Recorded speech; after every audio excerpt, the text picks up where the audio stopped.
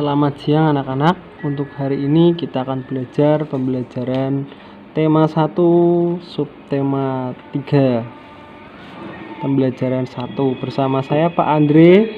Hari ini Senin 3 Agustus 2020. Bagaimana kabar anak-anak hari ini? Semoga sehat selalu. Ya, tujuan pembelajaran hari ini ada 3. Yang pertama, dapat mengidentifikasi cara membuat kesimpulan berdasarkan teks yang didengar. Yang kedua, dapat mengidentifikasi kondisi politik negara ASEAN dengan benar. Yang ketiga, dapat membuat diagram tentang kondisi politik negara ASEAN dengan tepat. Nah, ini tujuan pembelajaran kita hari ini. Nah, sekarang kita masuk ke pembelajaran pertama, yaitu kesimpulan. Apa itu kesimpulan? Menurut Kamus Besar Bahasa Indonesia, kesimpulan adalah ikhtisar kesudahan pendapat atau pendapat terakhir berdasarkan pada uraian sebelumnya. 2. Keputusan yang diperoleh berdasarkan metode berpikir induktif atau deduktif. Ini menurut KBBI, kesimpulan itu. Nah, untuk lebih jelasnya, kita sederhanakan pengertian tersebut. Kesimpulan menurut kesimpulan yang tadi adalah kumpulan gagasan-gagasan utama dalam sebuah teks dapat membentuk suatu kesimpulan. Atau kesimpulan yaitu kata-kata yang bersifat umum dan dirangkai berdasarkan penjabaran-penjabaran fakta yang diuraikan dalam bacaan. Kesimpulan juga berarti suatu pernyataan yang mengandung makna dari pembicaraan atau ide dalam sebuah pokok pembicaraan. Kesimpulan juga berarti kalimat yang bersifat pendapat yang menggeneralkan fakta-fakta yang ada. Nah, jadi itu adalah kesimpulan. Mengapa kita belajar kesimpulan? Supaya mengetahui apa itu kesimpulan dari sebuah teks. Nah, sekarang kita akan buat cara membuat kesimpulan. Ada 4 cara. Yang pertama, langsung mengambil kalimat simpulan dalam paragraf. Maksudnya bagaimana, Pak? Maksudnya dalam kalimat simpulan ditandai dengan kata jadi, dengan demikian, oleh sebab itu, oleh karena itu, atau maka dari itu ciri-ciri kata simpulan dalam sebuah paragraf. Contoh, salah satu jenis coklat adalah kompon coklat. Coklat ini memiliki rasa manis dan harganya juga cukup murah. Selain itu, proses pembuatannya juga termasuk mudah. Jadi, tidak heran kalau kompon coklat termasuk coklat yang sangat banyak dikonsumsi. Nah, di sini ada kata jadi di kalimat terakhir. Itu sudah menunjukkan simpulan. Nah, yang pertama gampang kan? Jika ada kata jadi atau dengan demikian atau oleh sebab itu, oleh karena itu, atau maka dari itu sudah menunjukkan simpulan dari sebuah paragraf.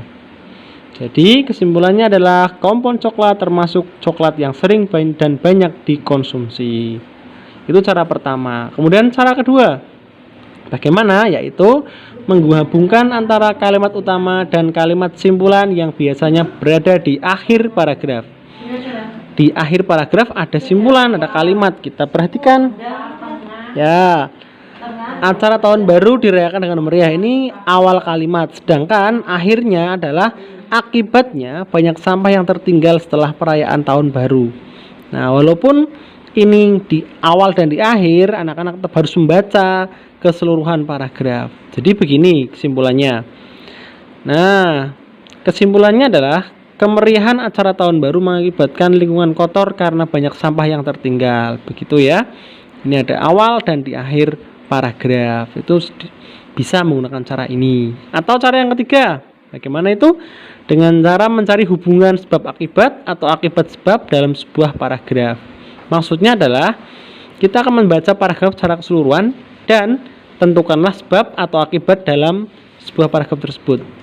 Yang pertama adalah penggunaan plastik semakin marak menjadi masalah lingkungan yang tidak kunjung usai. Ini kata kuncinya plastik. Sebabnya adalah plastik. Nah, akibatnya di sini kalian lihat di paragraf terakhir, di kalimat terakhir dalam sebuah paragraf itu tidak mudah terurai. Jadi, akibatnya plastik, sebabnya sulit diurai. Simpulannya adalah penggunaan plastik yang semakin marak menjadi masalah lingkungan karena limbah plastik sulit diuraikan oleh tanah.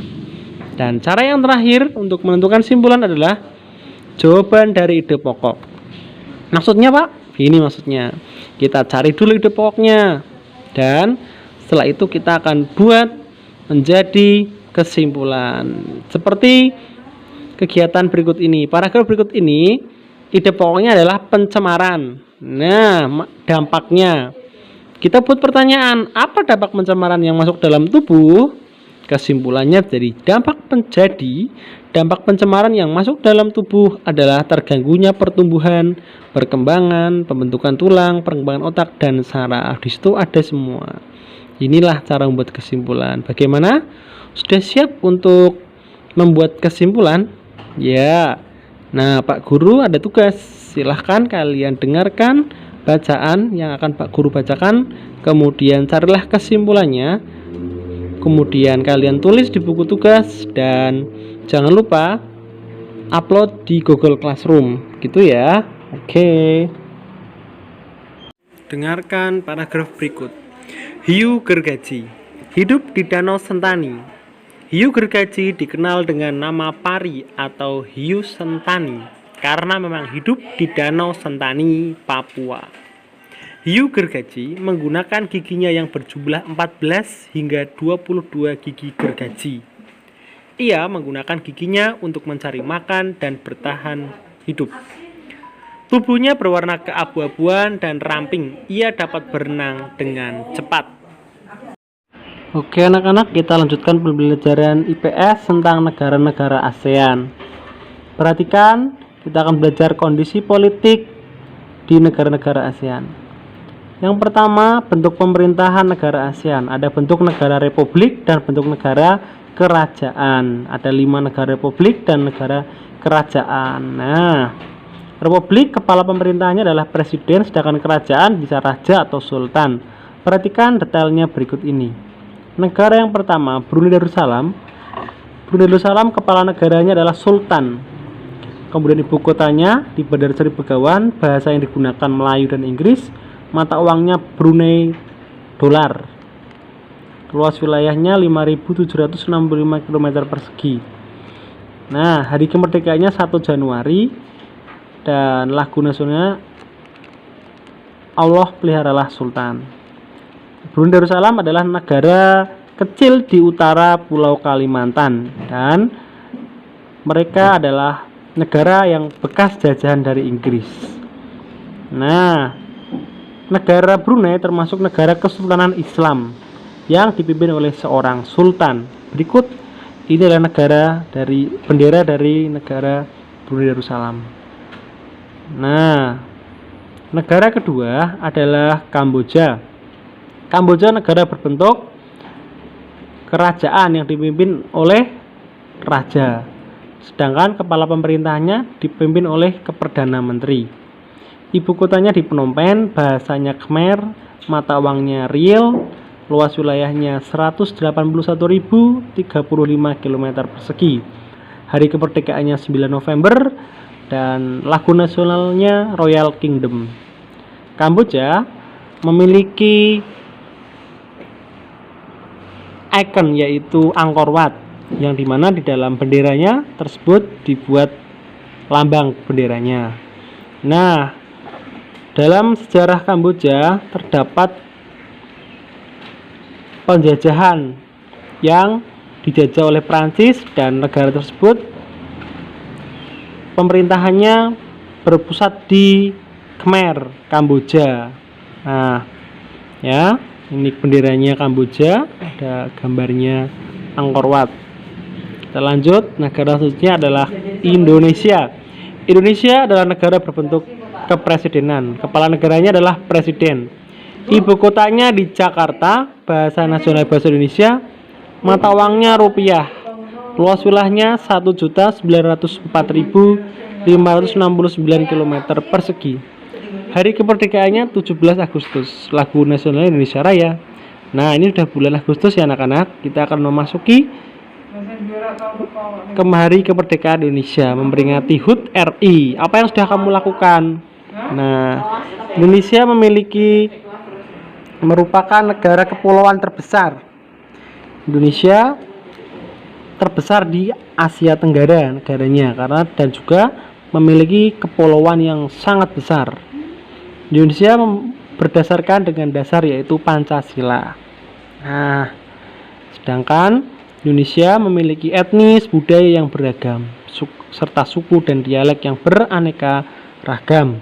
Pemerintahannya seperti saat ini yang kalian tahu. Nah, Indonesia memiliki pemerintahan presidensial. Kita lanjutkan. Negara selanjutnya Laos. Laos merupakan negara berbentuk republik. Kepala negaranya presiden, kepala pemerintahnya perdana menteri. Ibu kotanya di Vientiane, bahasa nasionalnya Lao, mata uangnya KIP, kemudian luas wilayahnya 237.955 km. Hari merdekanya tanggal 19 Juli, lagu nasionalnya Hymn of the Pao People. Nah, ini Laos ternyata pernah dijajah oleh Prancis. Laos mendapat julukan sebagai kerajaan sejuta gajah. Kerajaan Laos terpecah-pecah sampai sekarang menjadi sebuah negara. Sekitar tahun 1800-an dikuasai oleh dinasti Siam. Kemudian dijajah oleh Prancis dan akhirnya netral dan sekarang sudah membentuk negara sendiri. Itu Laos. Laos termasuk negara presidensial ya, atau republik. Kita lanjutkan. Malaysia adalah negara berbentuk kerajaan karena di kepala negaranya adalah sultan. Kepala pemerintahannya Datuk Sri Muhammad bin Tun Abdul Razak. Nah, terkenalnya Tun Abdul Razak. Itu ibu kotanya di Kuala Lumpur, bahasanya Melayu, Inggris, Cina, Tamil. Mata uangnya ringgit, luas wilayahnya 330.803 km persegi.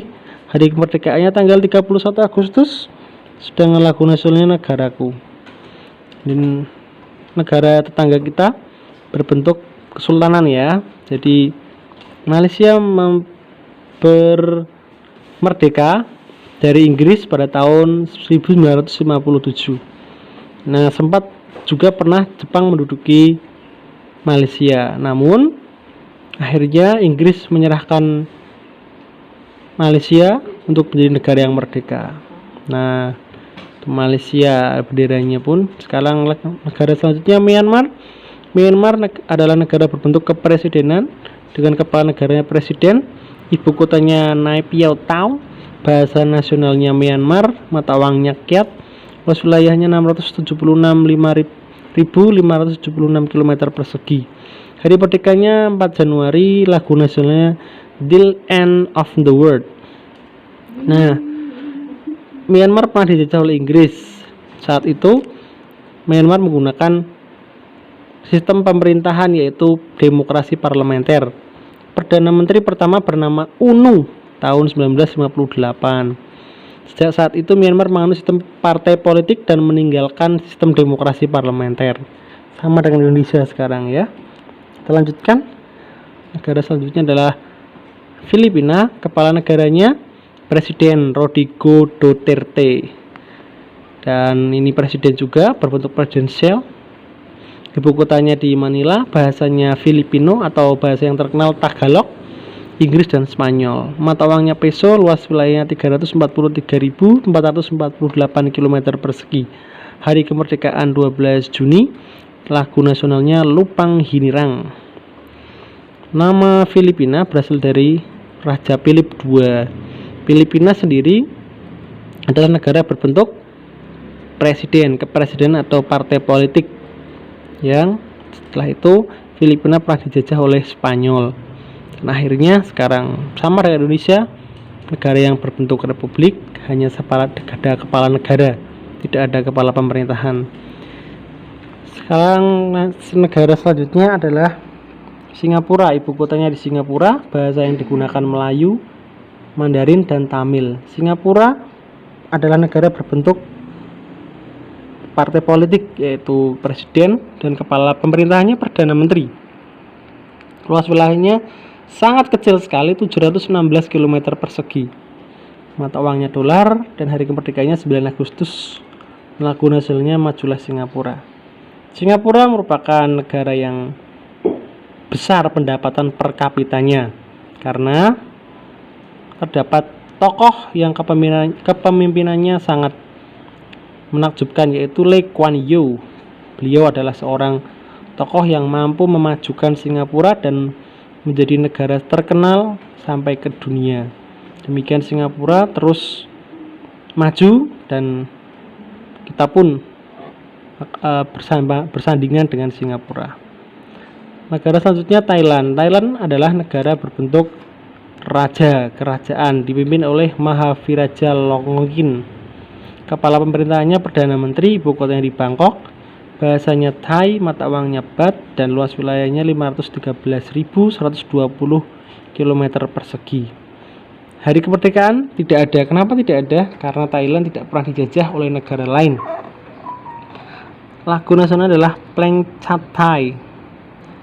Thailand adalah negara satu-satunya yang tidak pernah dijajah. Thailand sendiri memiliki arti tanah kebebasan. Thailand sangat terkenal karena kepemimpinan rajanya dan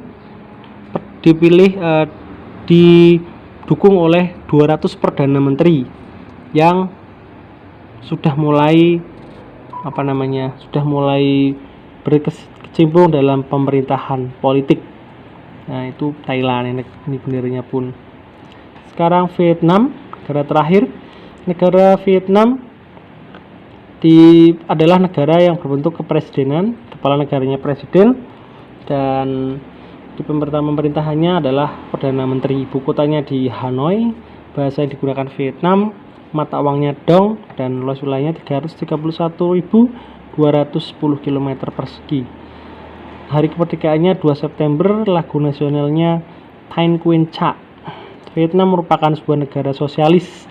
Nah, ini uniknya, yang menguasai Vietnam adalah Partai Komunis Vietnam. Sampai sekarang kepala negaranya sekaligus menjadi kepala militer karena sangat otoriter sekali dalam menjalankan pemerintahan. Perdana Menteri dipilih untuk menjalankan pemerintahan. Nah, itu Vietnam, negara terakhir. Ya, sekian pembahasan IPS dan kita akan belajar tentang negara-negara ASEAN dalam bidang politik terutama ya. Oke. Selanjutnya kita lanjut ke Google Classroom ya anak-anak.